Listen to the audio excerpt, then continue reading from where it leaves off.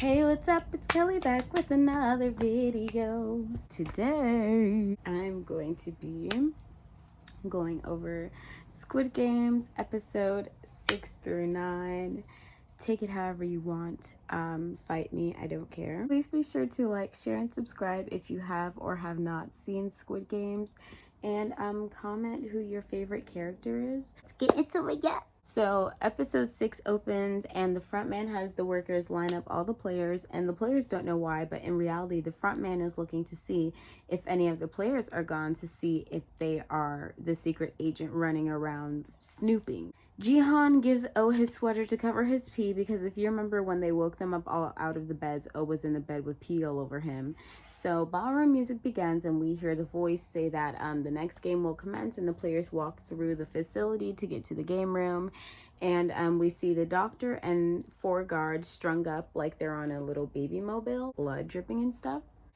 One of the guards claims that this is due to the fact that they were doing things to make the game unequal and unfair for all the players. The voice tells the players that they have to get into teams of 2 and they must shake hands to become partners. So the teams are pairing up, and Sang-woo pairs with Ali, ignoring Jihan when Jihan wanted to be partners with him, which was really rude, but it ended up being like a great but terrible thing. And Se-byok, she is stuck with the tug of war girl, player 420, player 240. And so Doc-soo gets paired with this dude, and it's so funny. He's like, they look at each other and they shake hands, and Doc-soo's like, we're gonna be great partners. And then the dude's like, yeah, we're gonna be the best. And then Doc-soo's like, hee hee hee, and the dude's like, hee hee hee, and they shake hands. And you just know it's like, they're both so scandalous, perfect partners. And then Jihan gets paired with O.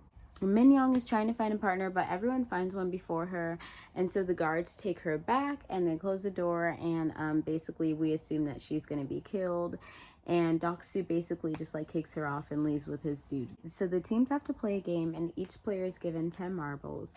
At the end of the game, whoever has 20 marbles wins, and they have to acquire the marbles in a non-violent way. So the game begins, and O just like immediately snaps into a psychotic break. He's like, oh, this looks like the neighborhood that I used to live in when I was a child. Like, my house used to be over here. Like, I think it's this way. And like literally he just immediately goes with his freaking marbles, and Jihan has to follow him because he has to get his marbles. They have to play a game. So the players only have 30 minutes. And O's walking around. Jihan is just like stressing, trying to chase after him. And Sang-woo basically forces Ali to play a game called Even or Odd, because Ali doesn't know any of the games. And they didn't give them a specific game to play with specific rules. So they don't know any common games. So they just play one that Sang-woo chooses. And Ali was surprisingly really good, like even though like he had never played before. And so then it cuts to Se-byok and player 240, and they're just talking, and they decide to come up with their own game. And so then we cut to Doc-soo and his scandalous partner, and he loses, and the player wins. His partner wins, and so he's about to turn in the 20 marbles. And Doc-soo tells the guard like, well, we are allowed to play again, right? Like each player gets a fair chance. So they let him play again. He gets to play for his life. And Sang-woo convinces Ali that they can find a way to win the game together so that they don't have to die. He just has to do what he says. So Ali, being so stupid and just being like so mentally in debt, like, you know, and I read an article that said that Ali was like so like yes sir to them because like Ali is a representation of like brown people in Asia, and how they have to like use their niceness to combat against the racism and the discrimination, because that's the only weapon they have. So I mean, I was just like, dang, like, you know, before even knowing that, like it's just, it makes so much sense because he's so nice. Like when I was rewatching it, I was just like, dang, like it's the government. It cuts to O and Jihan finally, after like shaking him up, he's like, we have to play the game. And O was like, all right, but please don't yell. They start playing a game, and they decide to play Even or Odd. And O is like beating the life out of Jihan, because if you remember, O has played like all the childhood games. He's like 90 something, and he's really good at all of them. He knows how to win. So he's like beating Jihan left and right. Like Jihan has like 3 marbles left in his hand type stuff, you know? And O is just sitting there clueless with a handful of marbles. And then it cuts to Sang-woo. It was just like a whole bunch of cuts in this episode. So it was building tension. So we cut to Sangwoo and Ali, and Sangwoo basically told Ali has to go find another partner like that they can trade with, like so that they can like trick them out of their marbles, I guess. And so then he tells Ali to leave his marbles under his jacket because he doesn't want anyone to go crazy and take his marbles. So Ali is stupid and does it. Then it cuts to Sapiok and Player 240, and they're just sitting talking about their lives because they just decided to talk until then because they didn't know what to play and they had a lot of time, and they decided they just wanted to do like a one round all or nothing type thing. Player 240 like is just talking about her past. Like Sapiok basically says she's playing for her little brother because her father died trying to get across to Korea from some other part of Asia. Her mother almost got across but got caught by immigration at the border, so they sent her to China. So she was trying to get some money because she had got the money to hire the dude, like in the first episode, broker dude who was supposed to help her get her mom over here, but they tricked her out of her money, so she needs more money to try again with someone better. And Player 240, I'm so sorry I don't know her name, she states that her dad was a pastor, and the first person that she saw die was her mom. Yeah, her dad stabbed her mom to death, I believe. So then she stabbed her dad to death, and she claims that like her dad, like it got really deep. I don't even want to get into it. Like the first time I watched it, I just skipped through it, and then the second time I was like, let me just hear it, child. So she killed her dad because he killed her mom. She went to jail and someone bailed her out and gave her the card, and it was basically for the game, and now she's here.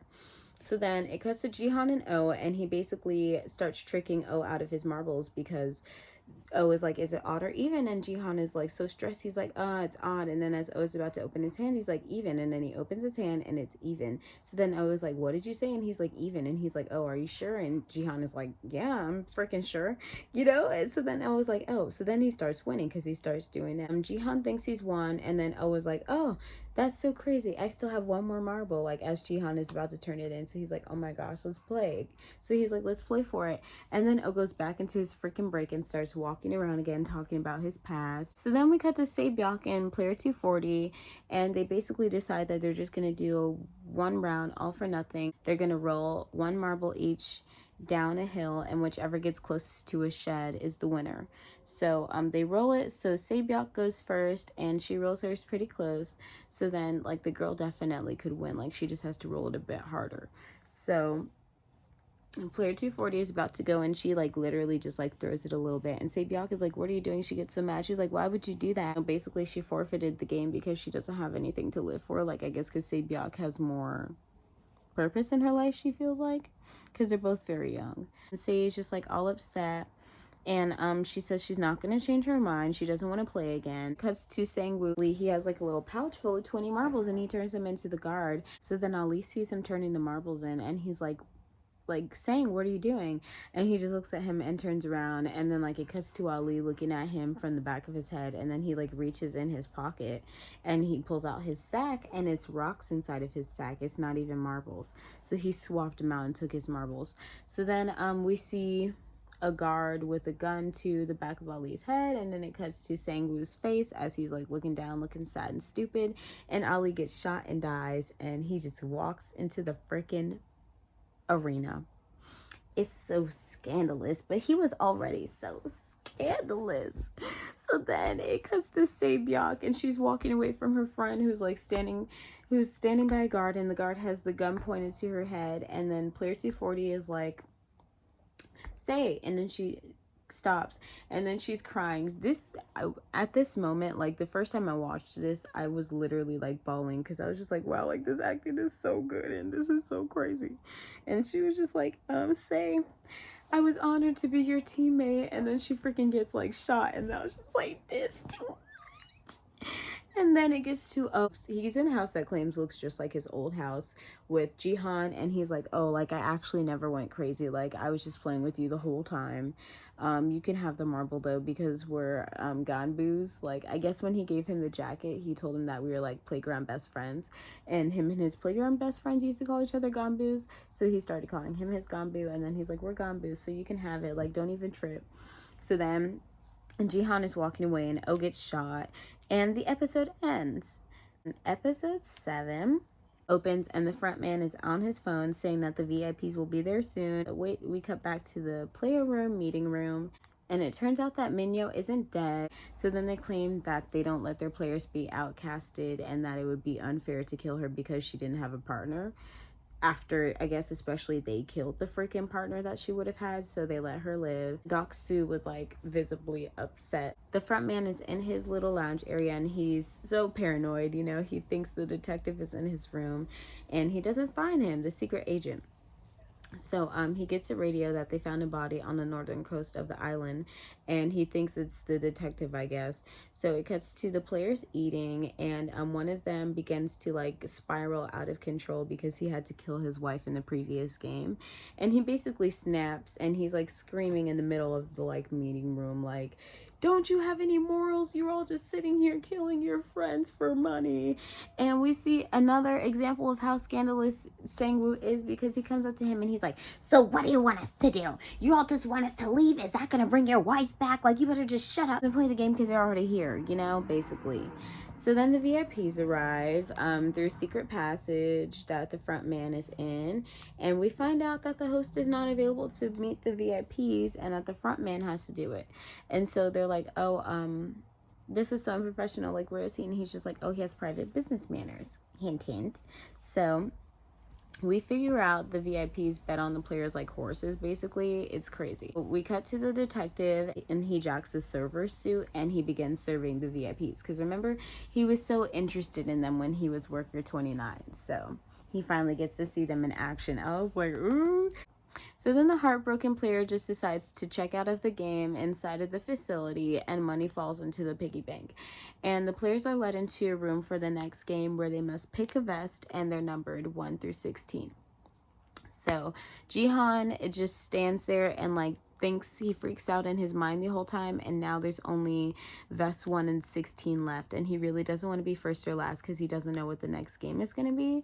So we cut to the VIPs and they're basically just like in a main like living room watching all the players like it's TV, and they're being served by the servers just like lounging. It was a really cool place, honestly. They had a lot going on, and the VIPs were like these masks, these big like embellished gold masks, so you can't see their face, and they sound American. So then the players are going to be playing glass stepping stones, and there's 2 types of glass on a beam. It's like 2 beams basically, and then there's like pieces of glass on them, but it's just like 2 pieces and then 2 pieces and 2 pieces like spaced out and like a huge space in the middle. And so basically one of the glasses is like the hard glass and the other one is the frail glass. And so like you really aren't supposed to be able to tell which one, and you just basically have to guess and like just jump until you make it across without dying, because it's like about 100 and it's like 800 feet up in the air. It's a really high beam, and they only have 15 minutes to get across. The first player steps and he steps on the right beam, then he steps on the second and immediately goes through. So then it's just like a long cycle of that through 16 players as they just get like slowly further and further, and it cuts back to different scenes. And so it cuts to the VIPs, and the VIP wants the server detective to take off his mask because I guess he's into him, and he explains that he can't take off his mask, and he's like, you better do it. And he's like, well, can we please just go somewhere else, you know? So he takes him back to the back room, and then we cut to the players, and then after so many players have died, Deok-soo is the player in front in this line across the beam. And so, you know, he's such a scary bully. He doesn't want to die, and nobody wants to go in front of them, so he just decides to hold him up right there as the time goes out. Like, basically, if you're not gonna go, we're all gonna fucking die here.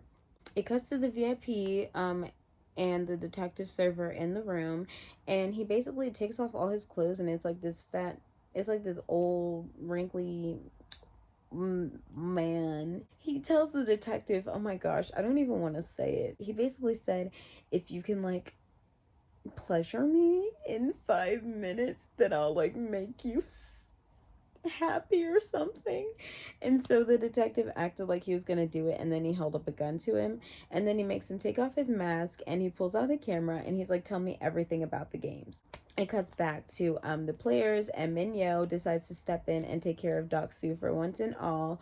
She stands right there and she's like, wow, you're such a coward and you're such a bully, you're such a mess. She's just like going off, and she wraps her arms around him, and she's like, basically, I told you I was gonna kill you if you ever betrayed me, and you betrayed me. And he's like, oh please, like just let me go, I promise, like I'll go across. Like, and she's just like, oh Deok-soo, like you're such a coward. And she said his private was small.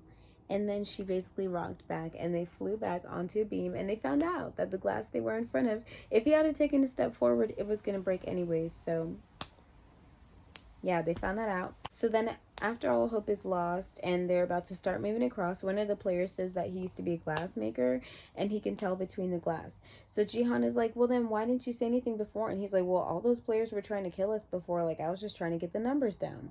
So he starts looking at the glass and they're getting across, and then it cuts back to the VIP room, and the front man is looking for the VIP that left with the server because he's getting suspicious, like, that dude is probably in here, and he's probably with that dude. So then it cuts back to the players, and they're getting sick of the glassmaker's tactics because he's literally in front of like the last one to get across before they all get to the end, and he's like crouched down, like, I can't tell, like, we need something to throw at it. Freaking Jihan had like one marble left, so he throws it. He's like, I need another one so I can hear the difference in the sound, like, and they're just like, dude, we're at the last one, you should have just like tried to bust the glass or something, to be honest, with the marble, or like your shoe or something. So then it cuts to the front man, and he goes out of the room because he's looking around, and he catches the detective running through a hallway. He looks up at him and runs through a hallway. So then he's chasing after him, and it cuts back to the players, and they only have like literally like 30 seconds remaining. So then the man is like, I don't know what to do. And Sang-woo comes up from behind him in his shadows, and he's like, here, I'll go first. And then he pushes the dude onto the glass, and the glass breaks, and the dude falls down. And so they all have to hurry up and get across, because like literally as Jihan gets across, the beams begin to explode because the game is over. And so then we cut back to the players, the remaining 3 players. It was Se-byuk, Jihan, and Sang-woo. They're the last three remaining players in the game. We cut to the detective, and he takes one of the oxygen masks, and he gets to the sea, and then we come to find out that they have a freaking tracker on the tank. So the front guy is just like tracking him on his phone, and they all get into a boat, him and his guards, and then they go sailing out towards the freaking detective. So it cuts to the detective, and he pokes his head out of water, and he spots land. And that's the end of the episode. So then episode 8, the detective makes it to shore, and he pulls a phone out of a little baggie in his pocket and tries to get service, but there's none. So he has to go like up a mountain to try and get some. But like the freaking frontman and his workers were like hot on his tail on their way to the same freaking land that he just made his way to. So it cuts to Jihan and Sang-woo. And Jihan basically confronts Sang-woo about pushing the dude off the beam. And Sang-woo's like, sorry.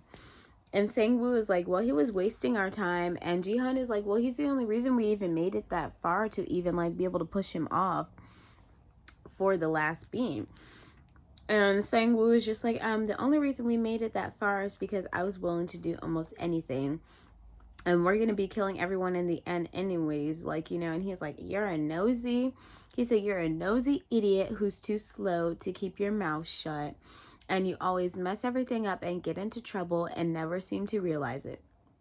So Sang-woo was just like, his true colors came all the way out.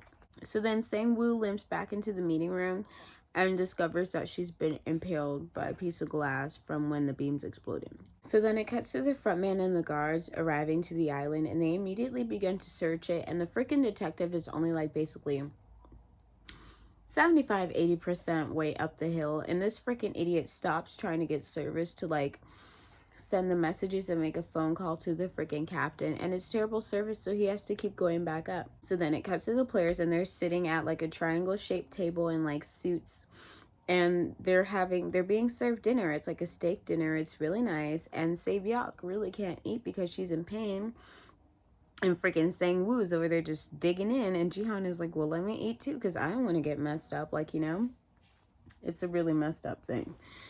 So then it cuts to the detective, and he's running up the hill, but the workers saw him. So then they start running up the hill after him, and he runs, but he really just didn't have a lot, like, of space in between them, and there was a lot of them, and then he really didn't know the area very well. There wasn't many places to go, so they caught up to him. The front man gets there. He starts asking where his brother is, and the front man is just like silence, like, shut up, like, why are you doing this? So then the front man takes off his freaking mask, and it's the detective's brother, and he's like, what the heck? And he's like, yeah, these people like took me in, and they like, gave me a new life and stuff, and you can join too, like, You just have to leave the police and come to our side. And so the detective is basically just like, never. So the freaking front man shoots his brother after all that he went through to get there. And it was just so frustrating because, no, honestly, the detective didn't even get to tell the front man why he was there, to be honest. He was about to tell him, and then he shot him. He was about to tell him that he came all the way out there and went through all that to find him, and he fucking shot him. So that was really hard for me. So then it cuts to Jihan and the other players in the facility in the meeting room at night. And Sang-woo is in one corner, Se-byuk is in one corner, and Jihan is in another corner. And so Sang-woo is over there asleep, and Se-byuk is asleep, and they all have their knives in their hands. So Jihan wakes her up, and she like immediately is scared, thinking he's coming to kill her. And he's like, no, if I was gonna kill you, I would have killed you. Like, I just came to talk to you before I kill him. And so they talk, and she shows him that she's been hurt, and he's like, oh, he's like, dang. He's like, so what are we gonna do, He's like, I'm gonna kill Sang-woo over there right now. And Se-byuk is like, don't do it. Like, just wait until he's alive so it's a fair match, because you're gonna feel terrible about it. Jihan goes to get Se-byuk help, and by the time he comes back, Se-byuk is freaking dead, because Sang-woo is like freaking leaving a dog to watch food. He basically killed her because she was just like weak sitting there, and she was an easy target. Just scandalous. A real dog. So thankfully she had asked Jihan to look after her little brother if anything happens before she freaking died. So as you know, the freaking guards come in with their black box to put her dead body in. Money falls into the piggy bank, and the front man is sitting in his lounge room, sad and depressed, listening to his little caricature dolls sing Fly Me to the Moon, because he killed his freaking brother who came to find him. So the episode ended. Then episode 9, the final episode. Jihan and Sang-woo are in a room face to face with a guard, and the guard asks Jihan to pick triangle or circle. So Jihan picks triangle, and the guard flips the coin, and the coin is triangle. So Jihan chooses offense. The doors open, and they're back on the red light, green light field for the final game. And for the final game, they're going to be playing Squid Game, the Korean children's game. So the guard basically explains the rules of Squid Game. So the offense is going to enter a squid-shaped court, and they must pass defense and touch the squid's head to win. And defense basically has to try to get the player out of bounds, and if the players aren't able to continue, then the game will end. The game begins, and the VIPs are watching from above as it begins to rain. Jihan and Sang-woo immediately begin to argue about Sang-woo killing Se-byuk, and Jihan reveals to him that Se-byuk is the one who stopped him from murdering Sang-woo in his sleep the night before that. And Jihan is just so overwhelmed by all that emotion that he begins to fight Sang-woo. And at first Sang-woo was just like beating the crap out of Jihan mercilessly, and he even stabbed through his hand with the knife that they had from dinner. And so Jihan bites the skin off of Sang-woo's foot, and now they're both on the floor bleeding in the dirty rain. And Jihan gets on top of him and starts beating Sang-woo in the face, saying that he killed everyone. And then he pulls the knife out of his hand and stabs it next to Sang-woo's head. And he tries to go up to the guard and end the game, because he says that if both of the players don't want to play anymore, like in the game, like, does that mean that the game could end? Like, if both of the players aren't able to continue to play, like, could the game end? So then the guard says that the game can end, but then they're both gonna go home alive and broke. So Jihan tries to convince Sang-woo to just give up everything and come back with him, and they could just basically be broke friends together with a new life. And that makes Sang-woo realize what a terrible person he is, because in the end, after being such a jerk, Jihan still was trying to save his life and was willing to give away everything for the sake of like being a good person and friendship, which literally low-key got him into like all this. And so Sang-woo takes the knife and decides to just check out completely. and decides to just check out of the whole entire situation completely. And so Jihan balls in the rain over Sangwoo's dead body, and the VIPs just watch, and they're just like, wow, like that was quite a game, very emotional. It cuts to Jihan being in a limousine with the front man, and the front man is pouring Jihan a glass of champagne, and he doesn't have on a mask. And Jihan is like, why would you do this? Like, who are you? And then smoke comes in the car because Jihan didn't want to drink anyways, and it knocks him out. They arrive back in Korea and kick Jihan out on the side of the street. There's a street preacher preaching, and he sees Jihan and helps him up and like unties him. And then Jihan throws up a credit card, so he goes to the bank and checks, and there's 45 million won in his bank account. So he walks home and he sees Sangwoo's mom, and she gives him some fish, and she tells him to take it to his mom because she got sick and hasn't answered her phone for a few days.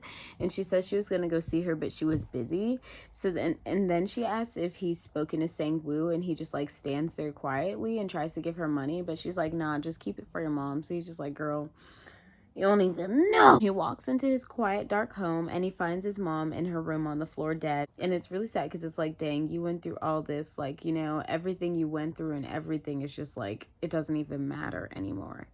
A couple of weeks go by, or months, who knows, and Jihan has like a long beard and his hair is long. He looks like he's been on the street or something, and he's talking to a banker, and he's basically saying that he hasn't touched his account since he opened it, and he's asking if he wants to convert his account to a VIP level so that he can expand his financial assets. And Jihan just gets up and asks the banker for 10,000 won, and the banker gives it to him. He asked if he like offended him, and I think he really just triggered him. Honestly, it was just too much. So Jihan leaves, and it cuts to him sitting at a pier on the ground drinking alcohol in despair, and a woman walks up to him and asks him to buy her dying flowers. So he buys one with the change, and on the flower there's a card with an address and time on the back of it, and it has like the little the game logo on the front. So he goes to it like, what the heck? It's like a dark hospital room, like on the top floor of like an abandoned building, and it's O in the hospital bed. So he's like, what the heck? And O basically is just like, well, I didn't really die, like, you know, we're really true friends, like I couldn't just like, you know, let you win and not congratulate you. So he's like, what the heck? So is everything you told me a lie or something? And O was just like, no, I really did used to live in a neighborhood that looked just like that, and I really do have a tumor, and it really is getting worse.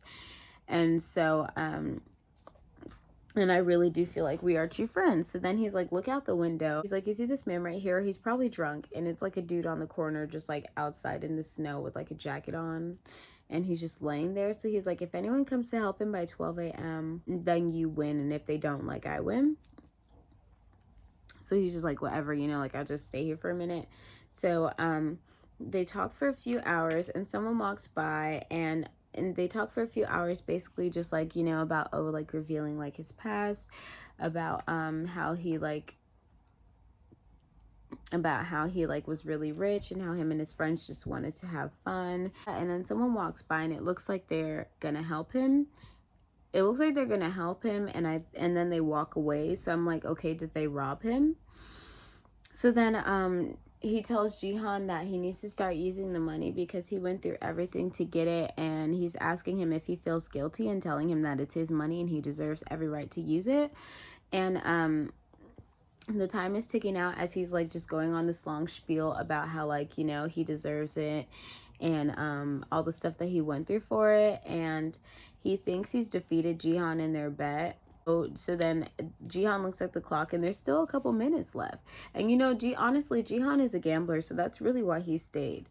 And Jihan asks O why he even joined them to play. O basically explains that like he's the boss, like he basically owns that whole entire game thing, and he just set it up because him and his friends thought it'd be like a cool way to have fun and like give and distribute wealth to like the people. And basically, you know, it's completely consensual. So he's like, I don't know what the problem is. So Jihan asks him why he joins, and he explains that he had so much fun playing games with his friends when he was a child, and he just wanted to feel something one more time instead of just spectating. And so he says Jihan helped him remember all the things that he had forgotten and helped him love and have so much fun. once again. And then just then Jihan was staring out the window the whole time as O was talking. And just then, like as the clock is about to strike 12, the police pull up, and it's the same person that walked up earlier and checked on the man, and they brought the police with them. So then Jihan looks at O, and O is dead. He has his head back, he's dead. Because I thought maybe he was just playing or something, but it flatlined, so he passed. So then Jihan is about to leave, and he's like, I know you saw that. And he walks out. So then Jihan is at the hair shop, and he's getting a haircut, and he decides to dye his hair red. And it really was like a Ronald McDonald type look, but it looked pretty good on him. And I was like, okay, go ahead, mister, pull it off. And so then he goes to the orphanage that Se Byok's brother is at, and his name is Chol. And he tells him that he's going to be taking care of him. And he takes him to Sang-woo's mom with a suitcase and asks her to watch him, and he leaves. And she opens the suitcase, and it's like hundreds and thousands of won. And so she's like, oh my gosh, like she tries to call to him, and he just keeps walking, so it's hers now. So then we cut to Jihan, and he's at the train station with Gayan, and he's telling her that he's going to be seeing her soon. He's going to be getting on a plane soon to come visit their family in the US. And he hears somebody getting like assaulted, and he looks, and it's the guy who initiated him into the games initiating someone else. So he runs all the way across the freaking train station, but by the time he gets over there, the dude is on the train. So he snatches the card out of the dude's hand, and the dude is like, give me that back. And he like holds him up against the wall by his neck, and he's like, you never ever go, you never go. It cuts to him at the airport, and he's just like twiddling the card in his fingers, waiting for his flight to be called. And so he's walking through the little I forget what it's called, the little, I'm gonna call it a portal. He's walking through the little portal about to board the plane, and he decides to call the number. So then they answer, and they're like, state your name, like if you want to play the game, and your birthday. So he says his name and his birthday, and he's like, I just want you to know that I am not a horse. I'm a real person, and I want to know who you are and why you're doing this to people. And so the voice is like, player 456, you just need to forget about all this and get on the plane for your own good. And so he hangs up the phone and turns around and walks back through the terminal into the airport, and the episode ends. And that is the end of Squid Game. Thank you so much for watching. Please don't forget to like, share, and subscribe. I'm going to do like a final video on Squid Games either this weekend or next week. Leave any suggestions that you have on like what you think the matter should be about. Like I can make like a comedy Squid Games video, I can make like an analysis video, I can make a breakdown video of the whole season. So let me know. Deuces.